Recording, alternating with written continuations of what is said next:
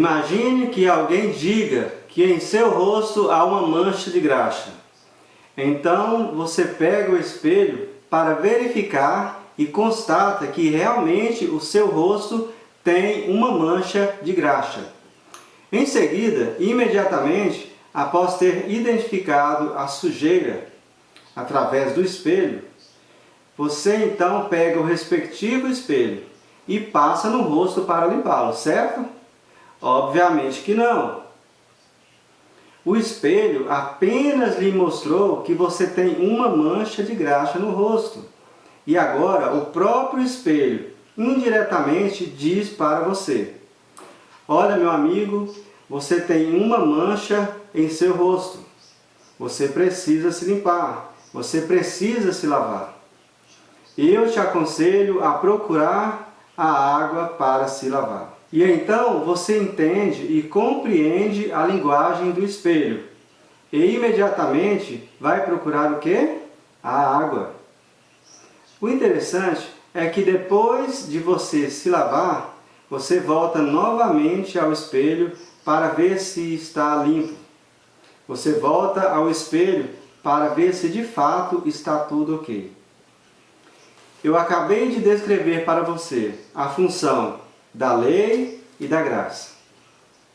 De fato, a lei não pode lavar os nossos pecados. De fato, a lei não pode nos salvar. Porque este não é o papel da lei. Esta não é a função da lei. O papel da lei é de nos mostrar a nossa verdadeira condição. A função da lei é de nos fazer saber que estamos sujos pela mancha do pecado, que, aliás, já nascemos contaminados com o pecado. A função da lei é de nos mostrar e nos advertir das sujeiras do pecado, que jazem impregnados em nossa alma, e que devemos removê-los imediatamente, através da água. Assim podemos dizer que a lei pode ser comparada com o espelho. A lei simplesmente nos mostra a nossa verdadeira condição de transgressores que somos, de pecadores que somos. Também está escrito: a lei se tornou nosso guia para nos conduzir a Cristo, a fim de que pela fé e aceitação do seu sacrifício fôssemos purificados. Gálatas 3:24. Entenda o seguinte: se o papel da lei é de nos mostrar que estamos manchados e sujos do pecado e que precisamos resolver esse problema, então é a partir dessa condição que a lei nos dá uma indicação definitiva para solucionarmos este problema. A lei nos aponta a única alternativa para o nosso caso. A lei afirma que somente a água pode nos lavar, ou seja, somente Cristo, a água da vida, pode nos tornar limpos, nos purificar, nos revitalizar, para que dessa forma sejamos novamente reintegrados à família de Deus.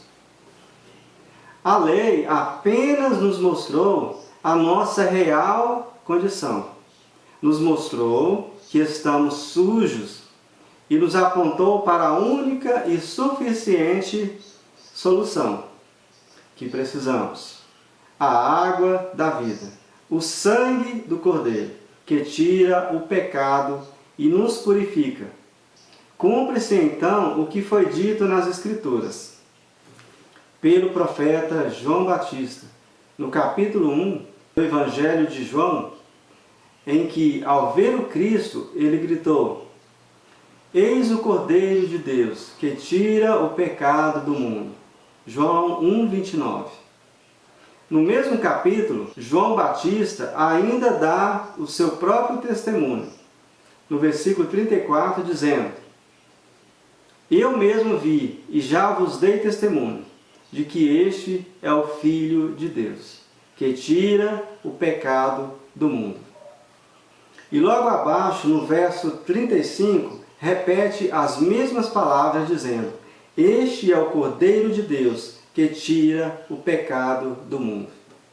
E para concluir, no mesmo capítulo, no verso 49, Natanael confessa quem é aquele que tira o pecado do mundo. Ele diz: Rabi, tu és o Filho de Deus, tu és Rei de Israel. Então, somente o Filho de Deus, a verdadeira fonte de água limpa e transparente, pode tornar-nos limpos, mediante sua justiça. O sangue salvífico do Cordeiro nos lava de toda a imundícia do pecado e nos purifica e nos torna dignos novamente de nos reaproximarmos do nosso Deus.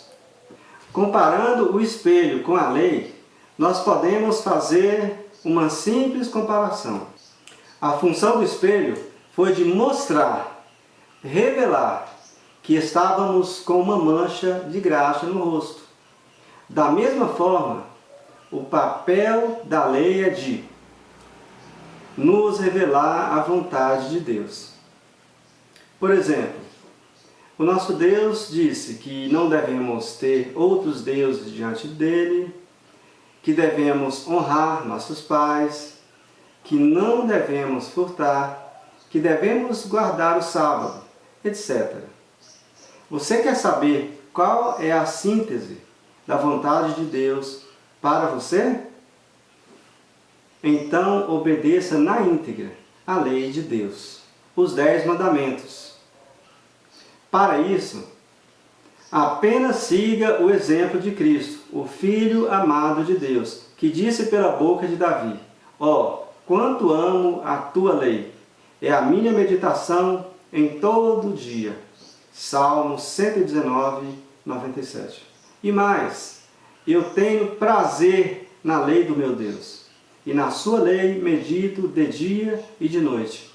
Salmos 1, 2. No princípio, quando o homem fora criado, Deus revelou ao homem a sua vontade, que não comesse do fruto da árvore que estava no meio do jardim, pois era somente ali, naquela área restrita, que a serpente poderia atuar. Assim, a lei de Deus mostra a sua vontade, e a vontade do nosso Deus é que sejamos filhos obedientes. Isso para nos mantermos fora do perigo. Por isso, a obediência implica em justiça. Então, recapitulando, em primeiro lugar, a lei serve para nos revelar a vontade de Deus. Agora, em segundo lugar, a lei serve para nos advertir quanto às consequências da desobediência. Eu não conheci o pecado, diz Paulo, senão pela lei, porque eu não conheceria a concupiscência se a lei não dissesse: não cobiçarás. Romanos 7, 7. Quando uma mãe diz para seu filho para que não brinque com uma faca, é porque aquela mãe não quer que seu filho passe pela triste experiência de se machucar. E essa mãe que exorta seu filho o faz movida pelo amor. Às vezes, a criança chora ao lhe ser tirada a faca de suas mãozinhas. Mas um dia, quando ela cresce, ela agradece e reconhece o amor de sua mãe. Da mesma forma, o nosso Deus corrige os seus filhos. E é por isso que a lei é considerada pelas Escrituras como sendo a lei do amor. Diz as Escrituras: o amor não faz mal ao próximo, de sorte que o cumprimento da lei se dá por causa do amor.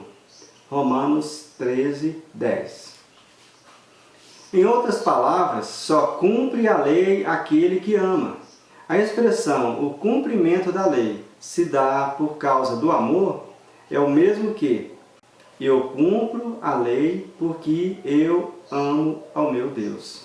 Se de fato você diz que ama ao seu Deus, então você deve guardar os seus mandamentos, como também está escrito. Aquele que diz, eu o conheço, e não guarda os seus mandamentos, é mentiroso, e nele não está a verdade. 1 João 2, 4. Cristo, o Filho amado, foi enviado justamente por causa da transgressão da lei, porque o homem transgrediu a lei de Deus. E essa transgressão é chamada de pecado. E o que é pecado? As Escrituras afirmam: pecado é a transgressão da lei. 1 João 3, 4. O resultado da transgressão da lei gera a morte, porque, como também está escrito, o salário do pecado é a morte. Romanos 6, 23. Foi por isso que o Filho de Deus se manifestou para destruir as obras do diabo. 1 João 3, 8. O Filho de Deus veio a este mundo para restaurar a lei divina no coração dos pecadores. Ele mesmo disse: se guardardes os meus mandamentos, permanecereis no meu amor, do mesmo modo que eu tenho guardado os mandamentos do meu Deus e permaneço em seu amor. João 15, 10. O Filho ungido de Deus ainda diz mais: aquele que tem os meus mandamentos e os guarda, esse é o que me ama.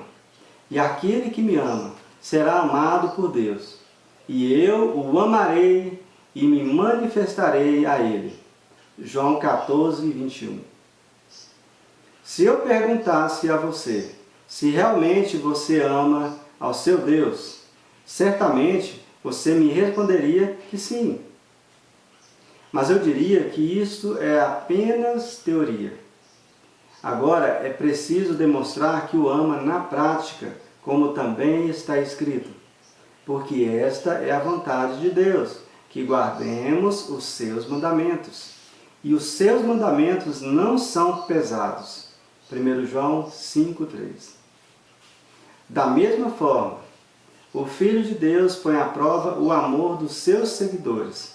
Ele mesmo diz: se verdadeiramente vocês me amam, então guardem os meus mandamentos. João 14, 15.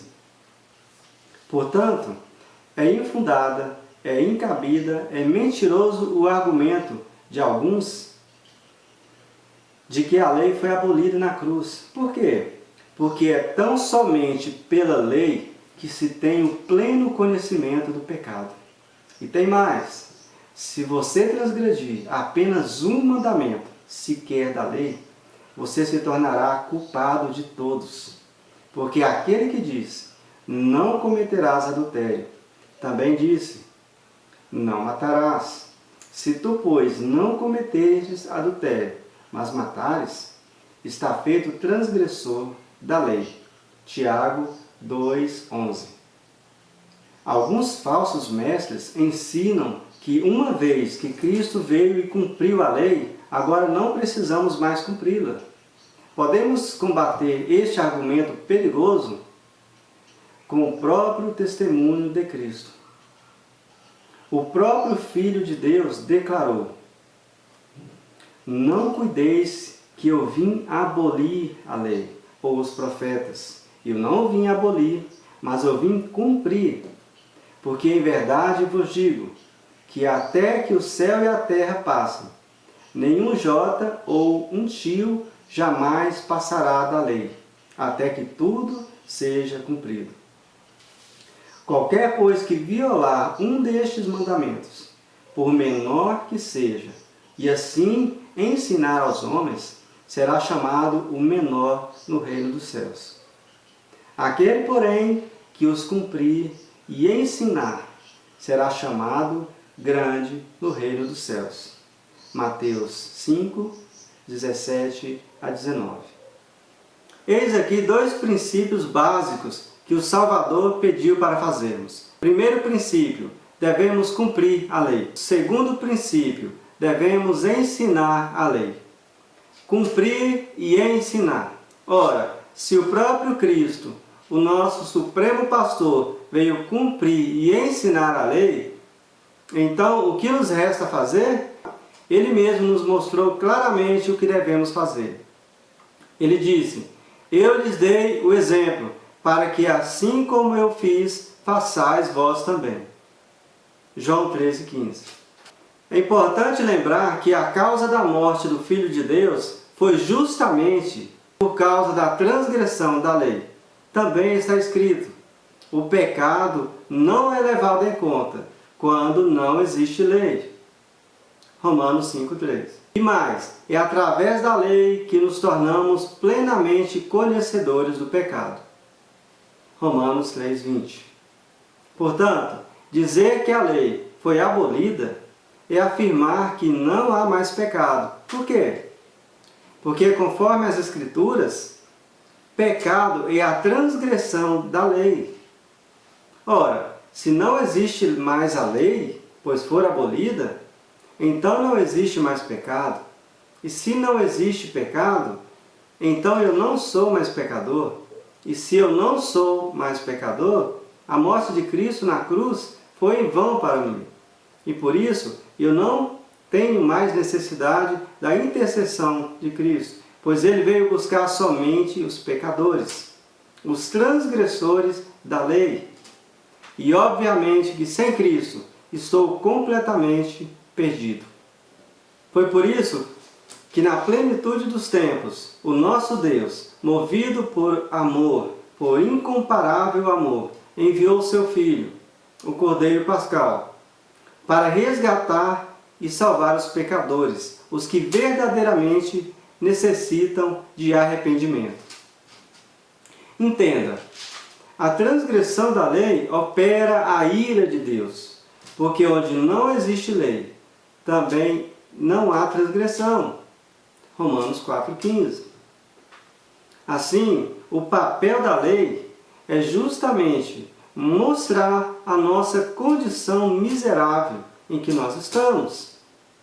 O papel da lei é de nos conscientizar da nossa real situação de sujeira e imundícia, e por conseguinte, a lei nos aponta para a água da vida, para o sangue do Cordeiro, pois a justiça de Cristo, mediante o sangue da promessa, nos lava de toda a imundícia do pecado e nos purifica de toda a injustiça. Agora, depois de tudo o que já vimos e diante da lógica dos fatos, podemos, enfim, fazer a seguinte pergunta: anulamos, pois, a lei por causa da graça? E o apóstolo Paulo responde logo em seguida: de maneira nenhuma, antes sejamos fiéis observadores da lei. Romanos capítulo 3, versículo 31. Que Deus nos ajude a sermos fiéis observadores da sua lei, não para sermos salvos, mas porque já fomos salvos mediante o sacrifício perfeito do Filho de Deus, idealizado mesmo antes da fundação do mundo. E agora, por meio da sua morte, através do seu sangue, Ele nos lavou e nos purificou da mancha do pecado. A lei nos mostrou a necessidade de Cristo. E agora, para todos os que estão em Cristo, a água da vida, em verdade vos digo, que nenhuma condenação há para todos os que fielmente permanecerem nele. Se você tiver ouvidos para ouvir, ouça.